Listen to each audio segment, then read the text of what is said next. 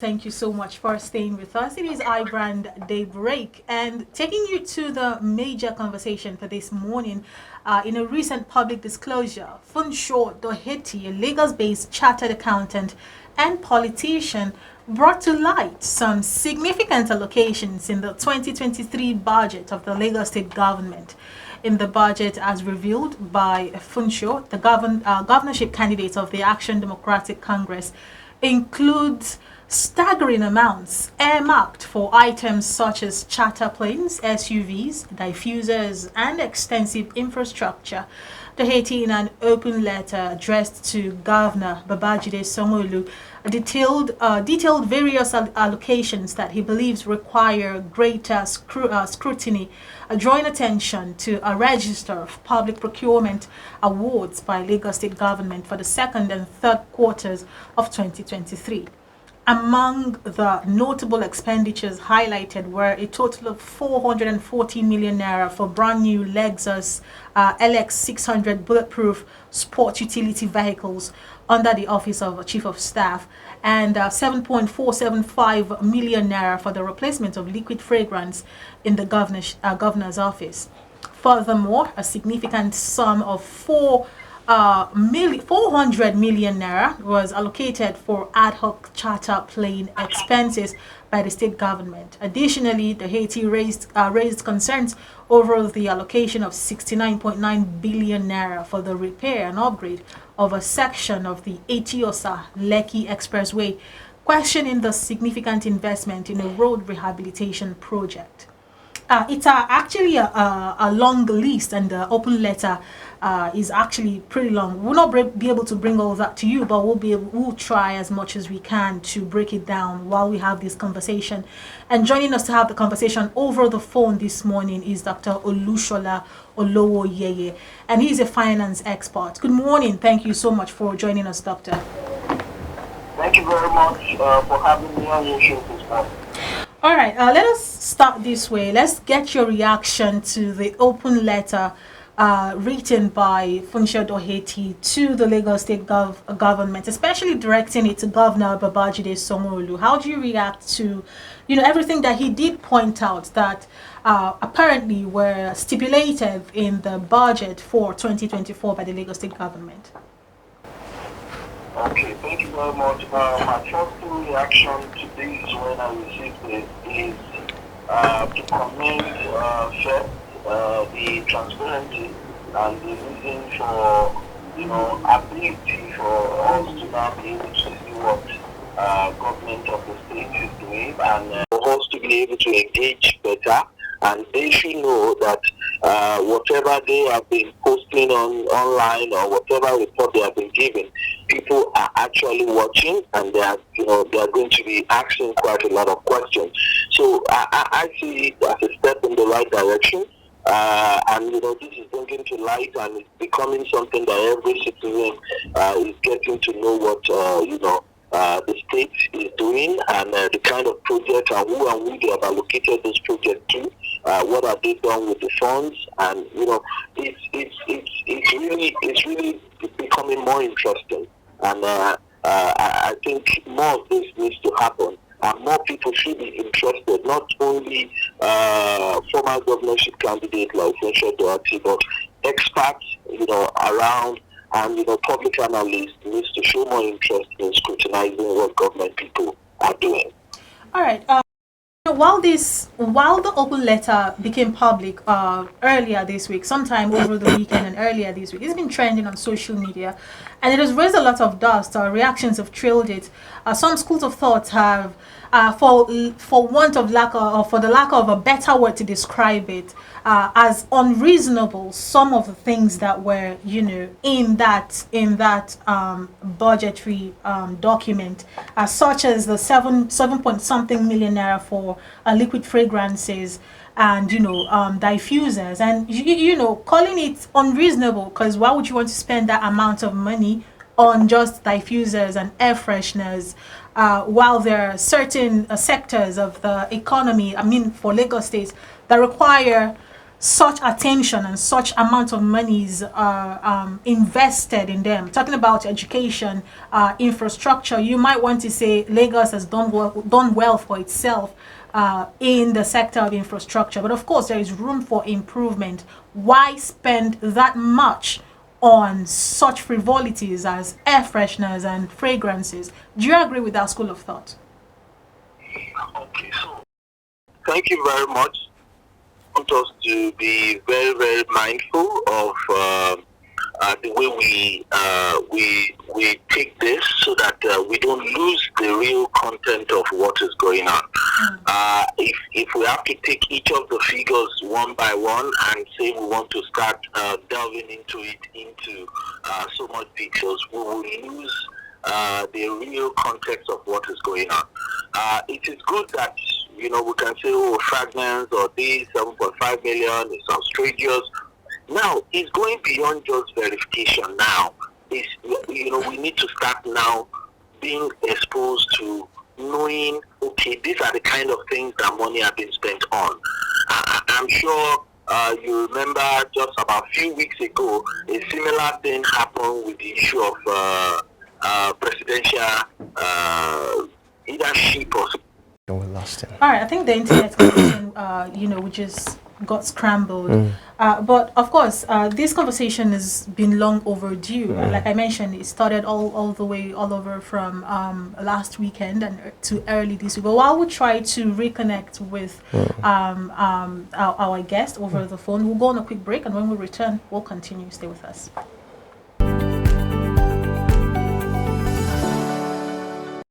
And you're welcome back. Thank you so much for staying with us. It is still iBrand Daybreak. And before we went on that break, we were having this conversation with our guest joining us over the phone. I'm talking about Olushola Olowo Yeye, and he is a finance expert. Sorry, before we went on that break, you were trying to clarify a certain points as to not taking away the attention from what should have it and mincing words. Please go ahead and continue. Okay, thank you very much. I was trying to emphasize on the need for us, apart from social actually recently, public analysts, financial staff, all stakeholders, it's taxpayers, everybody to now show more interest in analyzing and giving feedback, so that the government will know that we are all interested in how, the state is being run and how things are being carried out. We're interested in all the projects that goes on around us, and we want to know how much is being spent. So it's not a function of the former governorship candidates affair. So we need to show more interest, and we need to be out there, we need to speak out, and then we'll be able to put them to more checks, and then be able to get better governance. All right, Doctor, I like the fact that in your earlier submission, you talked about the fact that it's becoming more interesting, especially with the fact that Nigerians are beginning to be more interested, especially when it comes to public procurement by their state government.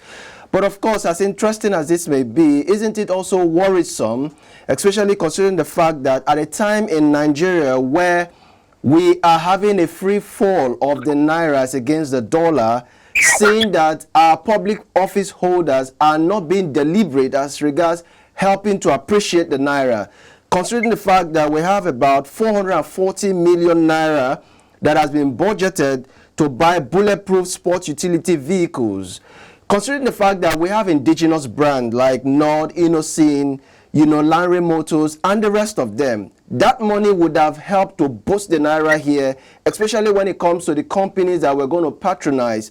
It will help them, especially with their staff strength, increase more employment for people here, and of course, the money will be domiciled in our banks here, and the banks too will be able to give out facilities. But right about now, we're having issues with capital flight. What does this portend for us as Nigerians, especially looking at where our monies are going to? Okay, thank you very much, and I like the way you have analyzed it, and I like the way you have put it. That is the reasonable thing that they are meant to do. They are meant to patronize more locals and then get more of our own industry to become, active. But I need us to start looking at things, in a way and manner that we can be able to start getting immediate results and immediate answers. Most times when we want things to go in a very logical manner, in a particular ideal manner, we don't get what the kind of result. I'm sure you saw what has happened in the last 4 or 5 weeks. A similar issue at the presidential level. And you can hear a senator coming on the screen telling us 1,001 reasons why they chose to go with the Lexus as against going with innocent motor. I want us not to play to their gallery any longer. I don't want us to continue to play into, taking them to, distract us. Let's take them from another angle. And that was why I was trying to emphasize earlier. If we continue to pick these figures one by one and we want to do it, they will have 1,001, reasons to justify their actions. But let's expand the scope of what we are talking about. Let's get more voices to join our conversation about demanding for more transparency, about making sure that we are backing a whole lot of things with facts. Okay, this is the project they said they have done, 400 million. Let's go there and see, was the project well done? Was it well executed? Did it even cover the kilometer they told us that it covered? So we need to go a step ahead to be able to put them into account, to be able to make them more accountable. As again, discussing too much of the nitty-gritty details that will not take us anywhere. At the end of the day, the senators have had their STV, yes or no, and then they continue.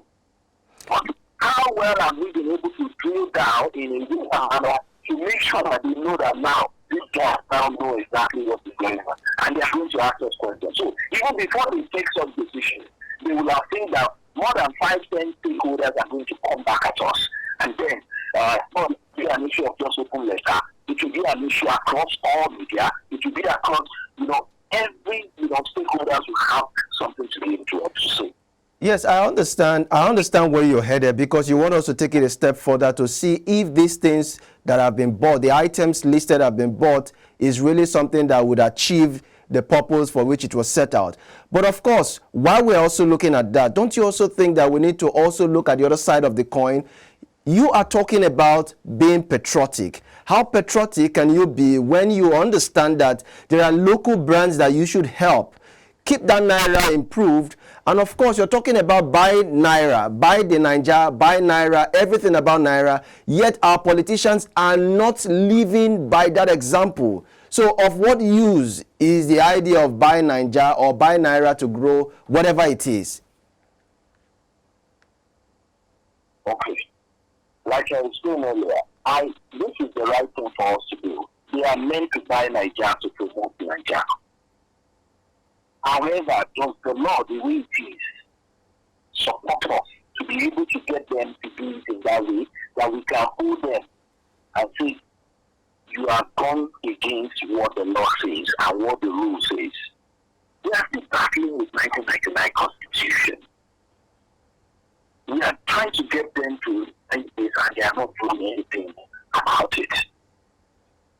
If we continue to just discuss and talk, they will be paying into their work together. Unless I must tell you, in terms of the response, it will not be satisfactory. There is no amount of explanation they want to give us at this time that would meet, that reality. And I must tell you, they can even, like you mentioned, typographical error. How can we take that further?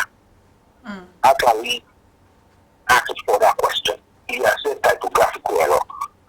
What is meant to happen after that?